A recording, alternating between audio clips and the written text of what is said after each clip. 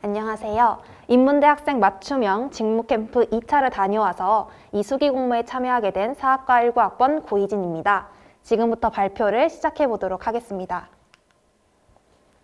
이번 발표는 지원 동기, 그리고 수업 소개 및 후기, 그리고 성과, 마지막 마무리 순으로 진행해 보도록 하겠습니다. 먼저 직무캠프 지원 동기입니다. 일단 저는 애초에 인문대학 프로그램에 대한 관심이 많은 편이었습니다. 3학년 2학기 시간표를 짜고 있었을 때 인문대학 홈페이지에 올라와 있던 인문대 취업교과 생애와 직업탐색이라는 수업을 보게 되었고요. 그래서 이 수업을 수강하게 됐습니다. 처음으로 제 진로에 대해서 심도 있게 다뤘던 수업이었기 때문에 말 그대로 수업이었기 때문에 도움이 많이 되었지만 말 그대로 처음이었기 때문에 제가 어떤 직무를 하고 싶은지 그 외에 취업을 준비하기 위해서 어떤 정보가 필요한지는 좀 되게 미약한 부분이 있었죠.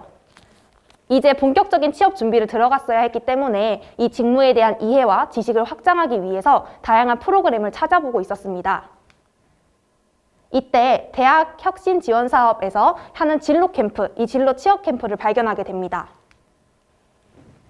이 직무 캠프 2차 같은 경우에는 이러한 내용을 담고 있었는데요. 공식적인 선상에서 위와 같은 정보를 얻을 수 있는 기회가 흔치 않았고 캠프에서 제공하는 정보가 제가 딱 원하는 정보와 일치했기 때문에 이 직무 캠프를 바로 지원하게 되었습니다. 직무 캠프에서 했던 수업은 이렇게 4가지의 수업으로 나누어져 있었는데요. 첫 번째는 채용 트렌드를 알아보고 인문계열 진출 직무를 탐색하는 시간을 가졌습니다.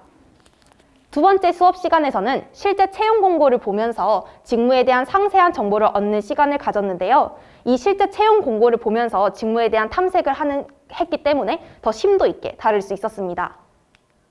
세 번째는 현직자의 취업 스토리를 들으며 팁을 얻었고 Q&A 시간을 통해서 궁금증을 해결하는 시간을 가졌고요. 마지막 4번째 시간에는 내가 하고 싶은 직무의 역량을 조사를 하고 직접 계획해서 취업 전략을 세워보는 시간을 가졌습니다. 이렇게 직무 캠프를 다녀왔는데 이 수업들이 처음에는 직무와 직렬이 어떤 점이 다른지, 그 다음에 마지막에는 직무의 역량을 조사하고 취업 전략을 세우는 것까지 되게 기초부터 심화까지 탄탄하게 쌓여져 있는 수업의 모습을 볼 수 있었습니다. 그래서 저와 같이 처음 발을 들인 사람도 쉽게 이해할 수 있는 수업이었습니다.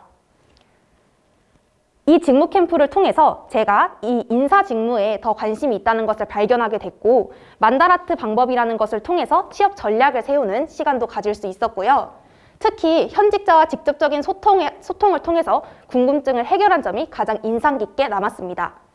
제가 경제 사설 신문 공부 방법에 대해서 되게 궁금했던 점이 있었는데 이거를 실제로 현직자 분과 말을 하면서 궁금증을 해결할 수 있었거든요.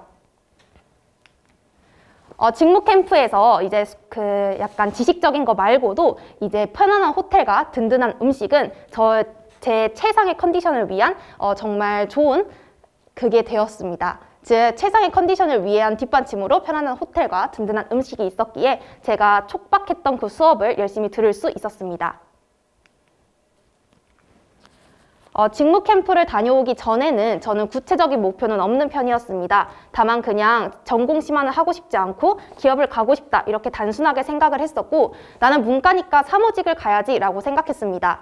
또한 취업 준비를 해야는 하는데 어떤 것을 준비하고 무엇부터 시작해야 할지는 감이 오지 않은 상태였죠.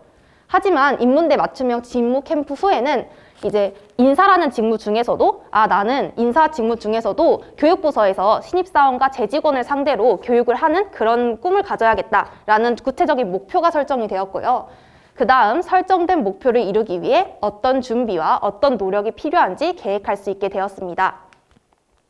즉 직무 선택 방법 또는 그 직무 선택한 직무를 찾아보는 방법과 그 다음 취업 계획 방법을 알 수 있게 된 것이죠.